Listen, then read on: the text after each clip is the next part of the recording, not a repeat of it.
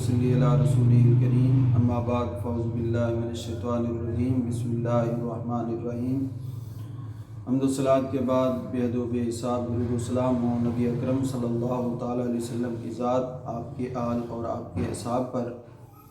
जितने मरीज़ रूहानी मामलात में आते हैं तकरीबन सबका यही सवाल होता है कि अगर जादू है तो किसने किया है, और सारे बड़ा फोर्स करते हैं, बड़ा ही ज़ोर लगाते हैं कि ये बताया जाए जादू करने वाला कौन है।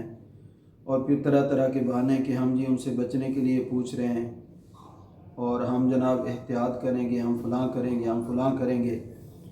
इस बारे में बड़े ही गौर से, बड़ी तवज्जो से समाअत फरमा लें। कोई ऐसा वजीफ़ा नहीं है जिससे ये पता चलता हो कि जादू किसने किया है।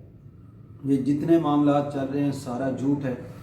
जितने लोग बताते हैं फ़लाँ ने किया है, तेरी करने वाली वो फ़लाँ भाभी है, फ़लाँ नंद है, फ़लाँ सास है, फ़लाँ बहू है, ये बिल्कुल झूठ और फसाद की जड़ है।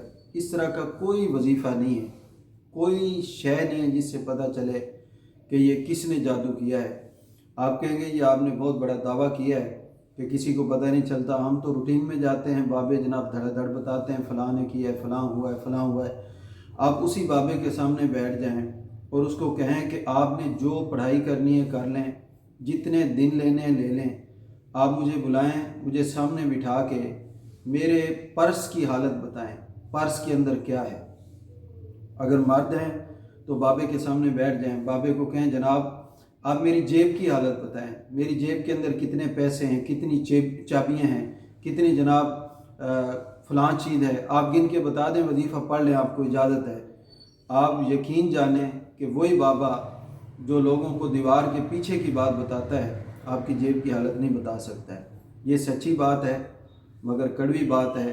बताना बड़ा औखा है किसी आमिल के लिए, लेकिन हक बात बतानी चाहिए। मैं आपको बता रहा हूँ, ये सवाल किसी से ना करें कि ये जादू किसने किया है, इसके पीछे कौन है, ये किसी को पता नहीं चलता। कोई ऐसा वजीफ़ा नहीं, ये सिर्फ फसाद डाला जाता है।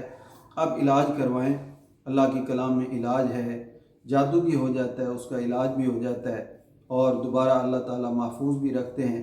ये काम की बात है, इस तक रहें। ये किसी बाबे से ना पूछें जादू किसने किया है, वो वैसे ही किसी का नाम ले लेगा और आप आपस में सारी ज़िंदगी लड़ते रहेंगे। अल्लाह रब्बुल आलमीन अमल की तौफीक अता फरमाए।